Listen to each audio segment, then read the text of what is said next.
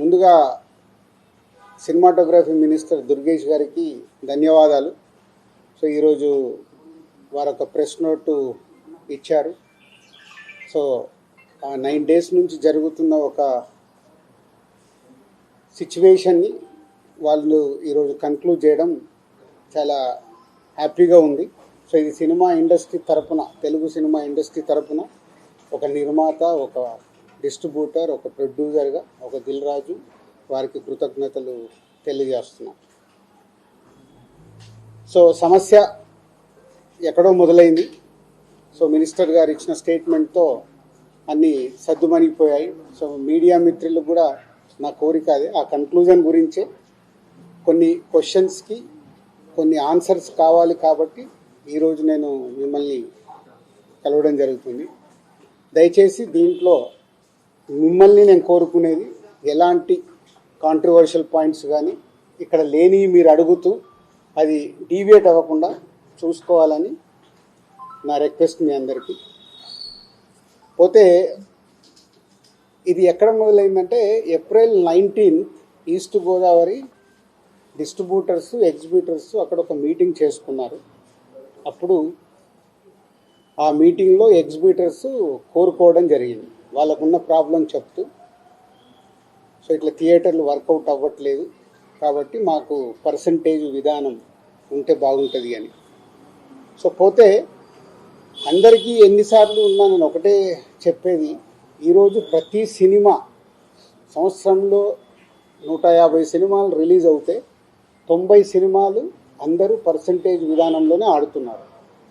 కొన్ని సినిమాలే rent are percentage అనే విధానంలో ఆడుతున్నారు. సో ఈ రెంట్ ఆర్ పర్సంటేజ్ విధానంలో ఆడుతున్న దగ్గరే ఎగ్జిబ్యూటర్స్కి కొన్ని ఇబ్బందులు ఉన్నాయి. కాబట్టి వాళ్ళు అలా ఈస్ట్ గోదావరిలో April 19 డిస్ట్రిబ్యూటర్స్, ఎగ్జిబ్యూటర్స్ మీటింగ్లో వాళ్ళు కోరుకోవడం జరిగింది. సో దానికి కొందరు అక్కడ డిస్ట్రిబ్యూటర్స్ యాక్సెప్ట్ చేయలేదు. అది మాకు హైదరాబాద్కి ఇలా నిర్మాతలకి అది కమ్యూనికేట్ అవుతే April 26 గిల్డ్ మీటింగ్ జరిగింది. గిల్డ్ మీటింగ్లో మాకు హిట్ 3 గురించి బాంబేలో రిలీజ్ ఇష్యూ ఒకటి ఉండే. సెకండ్ ఈస్ట్ గోదావరిలో ఇలా పర్సంటేజ్ విధానం కావాలని వాళ్ళు నిర్ణయం తీసుకొని ఇండైరెక్ట్గా June 1 నుంచి వాళ్ళది వర్కౌట్ అవ్వకుంటే థియేటర్లు ఇలా ఆపుతాము అని కమ్యూనికేట్ చేయడం జరిగింది. ఇది ఎవ్రీథింగ్ ఆ ఎగ్జిబ్యూటర్స్, డిస్ట్రిబ్యూటర్స్ మధ్యలో ఈస్ట్ గోదావరిలో జరిగిన సంఘటన. అది మా గిల్డ్కి వచ్చినప్పుడు గిల్డ్లో మేము ఉన్న వర్కింగ్ కమిటీలో ఉన్న ప్రొడ్యూసర్స్ అందరం ఏమనుకున్నామంటే, వాళ్ళకి ఎందుకు వర్కౌట్ అవ్వట్లేదు, వాళ్ళని ఒక 6 months వాళ్ళకు వస్తున్న రెవెన్యూలు ఏంటి, వాళ్ళకు వస్తున్న ఖర్చులు ఏంటి, ఎందుకు వర్కౌట్ అవ్వట్లేదు, వాళ్ళని స్టేట్మెంట్స్ తీసుకొని రమ్మందాము. వచ్చినప్పుడు అది డిస్కషన్లోకి పెట్టి నిజంగా ఎగ్జిబ్యూటర్స్కి, ఎందుకంటే మేము అన్ని టెరిటరీలో ఉన్నాం, ఎగ్జిబ్యూటర్స్ కష్టాలు కూడా మాకు తెలుసు. ఎగ్జిబ్యూటర్స్ కష్టాలు ఏంటంటే మేము డిస్ట్రిబ్యూటర్గా ఉన్నాం కాబట్టి ప్రొడ్యూసర్ నుంచి డిస్ట్రిబ్యూటర్, డిస్ట్రిబ్యూటర్ నుంచి ఎగ్జిబ్యూటర్, ఈ 3 టెరిటరీలు ఒకరికి సంబంధాలు ఉంటాయి. డిస్ట్రిబ్యూటర్లుగా ఉన్నప్పుడు ఎగ్జిబ్యూటర్కి మేము ఇందాక నేను చెప్పినట్టు రెంట్ ఆర్ పర్సంటేజ్ అన్నప్పుడు ఫస్ట్ వీక్ బాగా రెవెన్యూ వస్తే రెంట్ ఇస్తున్నాము, సెకండ్ వీక్ కలెక్షన్ తగ్గిపోగానే పర్సంటేజ్ ఇస్తున్నాం. అది వాళ్ళ కష్టమైనది, ఇది మా అందరికీ తెలుసు. దానికి సొల్యూషన్ మేము చాలా రోజులు అనుకుంటున్నాం, కానీ ఉన్న పరిస్థితుల వల్ల ప్రొడ్యూసర్స్ కూడా హ్యాపీగా లేరు కాబట్టి ఆ సొల్యూషన్ రావట్లా. సో అలా April 26 గిల్డ్లో జరిగిన మీటింగ్ ద్వారా ఆ డిస్కషన్ అలా కంటిన్యూ అవుతే వాళ్ళని రమ్మని చెప్దామని అడగడం జరిగింది. సో ఇక్కడ అప్పుడు హరిహర వీరమల్లు అనే కళ్యాణ్ గారి సినిమా May 11 అనుకుంటాను ఒక రిలీజ్ డేట్ వాళ్ళు అనౌన్స్ చేసి మేలో ఉంది. సో తర్వాత అది షిఫ్ట్ అవ్వడము, టెక్నికల్ వాళ్ళ వర్క్ వల్లనో దేని వల్లనో షిఫ్ట్ అవ్వడం. అది షిఫ్ట్ అయ్యేది ఎప్పటికీ డేట్ ఇంకా లాక్ అవ్వలేదు అనుకుంటాను, ఇన్ April 26 టైంలో. తర్వాత అలా ఈస్ట్ గోదావరి నుంచి స్టార్ట్ అయింది, ఇక్కడ నైజాంకు కూడా వచ్చింది, నైజాం సింగిల్ స్క్రీన్స్లో. సో నైజాంది ఒక క్లారిటీ కోసం మీరు అందరూ మళ్ళీ నోట్ చేసుకోండి, ఫ్యూచర్కు కూడా ఉపయోగపడుతుంది. నైజాంలో సింగిల్ స్క్రీన్స్ 370 థియేటర్లు ఉంటాయి. 370 సింగిల్ స్క్రీన్స్ తెలంగాణ స్టేట్ మొత్తంలో. అందులో ఎస్విసి సినిమాస్ అండ్ అదర్ మాకు రిలేటెడ్గా ఉన్న చారి గారు వాళ్ళని కలిపి మా దగ్గర ఉన్నాయి 30 థియేటర్లు. అవుట్ ఆఫ్ 370 థియేటర్లు 30 థియేటర్లు మా దగ్గర ఉన్నాయి. అలాగే ఏషియన్ సునీల్ అండ్ సురేష్ కంపెనీలో 90 థియేటర్లు ఉన్నాయి. 120 మా దగ్గర 30, వాళ్ళ దగ్గర 90. 250 థియేటర్లు ఓనర్స్ కానీ వాళ్ళకు సంబంధించిన వాళ్ళు కానీ నడుపుతున్నారు. అవుట్ ఆఫ్ 370 ఇది రేషియో. మీ మీడియా వాళ్ళకు నేను మళ్ళీ ఇది క్లారిటీ ఇస్తున్నాను. మళ్ళీ ఆ నలుగురు దాంతో ఆ సబ్జెక్టు తర్వాత వస్తాను. సో ఒక వ్యక్తుల మీద ఇండివిజువల్గా టార్గెట్ చేయడము, వెనకాల ఏముందో అర్థం చేసుకోకుండా మాట్లాడము, మీలాంటి వాళ్ళు కనీసం ఇలాంటి క్వశ్చన్స్ వచ్చినప్పుడు అండర్లైన్ చేసుకోండి.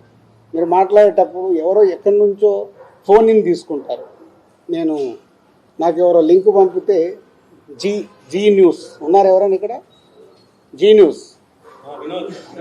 జీ న్యూస్లో చూసా ఇందాక ఎవరో పంపిస్తే.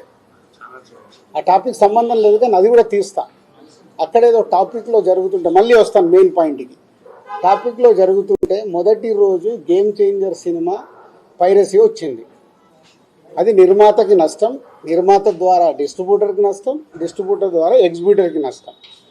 అక్కడ ఒక ఎక్స్ నిర్మాత అంటున్నాడు, ఆ నిర్మాతనే ఇది పైరసీ చేసి ఉండొచ్చు.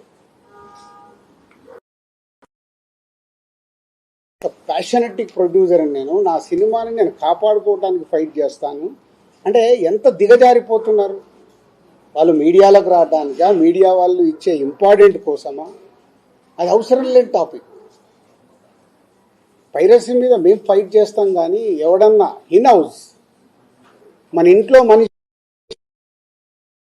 ఉంటాడా? ఏ కుటుంబంలో ఎవరన్నా అనుకుంటారా? అంత నీచంగా బిహేవ్ చేస్తున్నారు కొందరు. అది పక్కన పెడాలి.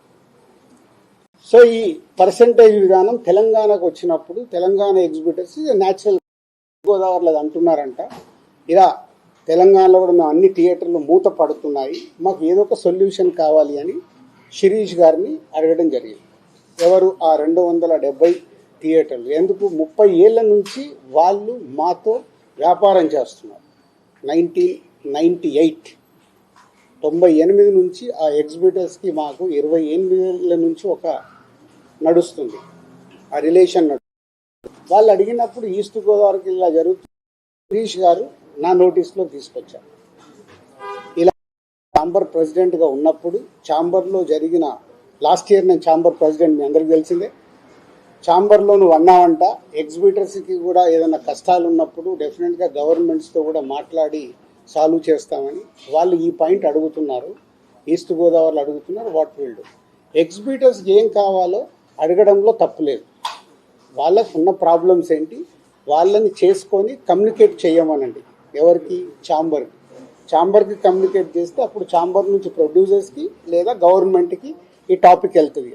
బికాజ్ ఐఎమ్ ఎఫ్డీసీ చైర్మన్ కాబట్టి ఆ ఉద్దేశంలో వాళ్ళు ఈ రూట్లో రావడం జరిగింది.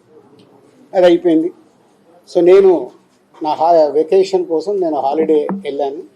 వాళ్ళు May 18 ఒక మీటింగ్ అనుకున్నారు ఎగ్జిబిటర్స్, ఏపీ తెలంగాణ ఎగ్జిబిటర్స్ అందరు.